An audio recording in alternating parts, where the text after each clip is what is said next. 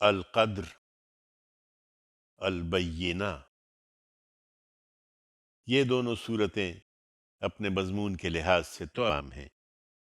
پہلی سورہ جس کتاب الہی کی عظمت واضح کرتی ہے، دوسری میں اسی کے منکروں کو ان کے انجام پر متنبع کیا گیا ہے۔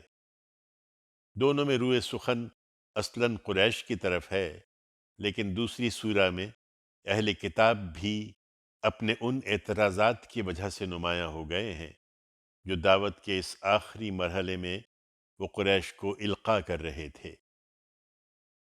ان کے مضمون سے واضح ہے کہ پچھلی صورتوں کی طرح یہ بھی ام القریٰ مکہ میں ہجرت سے کچھ پہلے رسول اللہ صلی اللہ علیہ وسلم کی دعوت کے مرحلہ اتمام حجت میں نازل ہوئی ہیں۔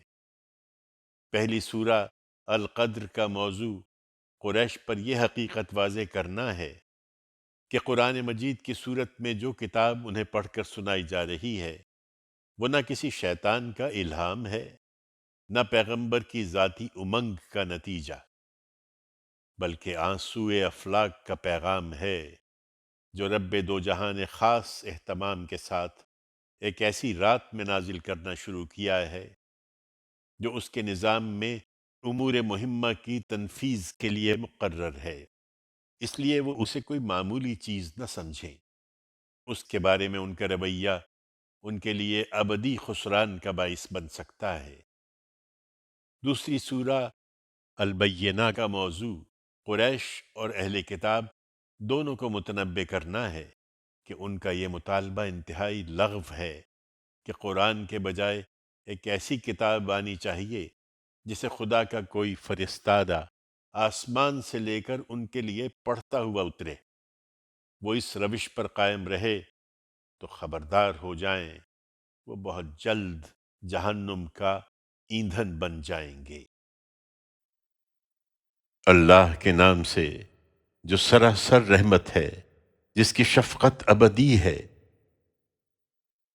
اہل کتاب اور مشرکین میں سے جن لوگوں نے قرآن کا انکار کیا ہے وہ اپنی ضد سے باز آنے والے نہیں ہیں، یہاں تک کہ ان کی خواہش کے مطابق واضح نشانی ان کے پاس آ جائے، یعنی اللہ کی طرف سے ایک ایسا پیغمبر جو اچھوتے اوراق تلاوت کرتا ہوا آسمان سے اترے، جن میں ان کے لیے صاف ہدایتیں لکھی ہوئی ہوں۔ حقیقت یہ ہے کہ اہل کتاب اس طرح کی واضح نشانی اپنے پاس آ جانے کے بعد ہی تفرقے میں پڑے۔ ان کو حکم یہی ہوا تھا کہ اللہ کی عبادت کریں، اطاعت کو اس کے لیے خالص کرتے ہوئے پوری یکسوئی کے ساتھ، اور نماز قائم کریں اور زکوٰۃ ادا کریں، یہی سیدھی ملت کا دین ہے۔ اہل کتاب اور مشرکین میں سے جن لوگوں نے اس ہٹ دھرمی کے ساتھ قرآن کا انکار کر دیا ہے وہ یقیناً جہنم کی آگ میں جائیں گے، اسی میں ہمیشہ رہنے کے لیے۔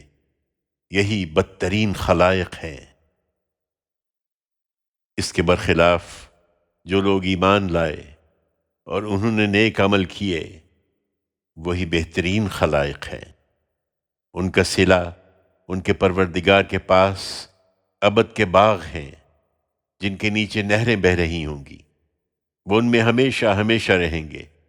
اللہ ان سے راضی ہوا اور وہ اس سے راضی ہوئے۔ یہ صلہ ہے ان کے لیے جو اپنے پروردگار سے بن دیکھے ڈرے۔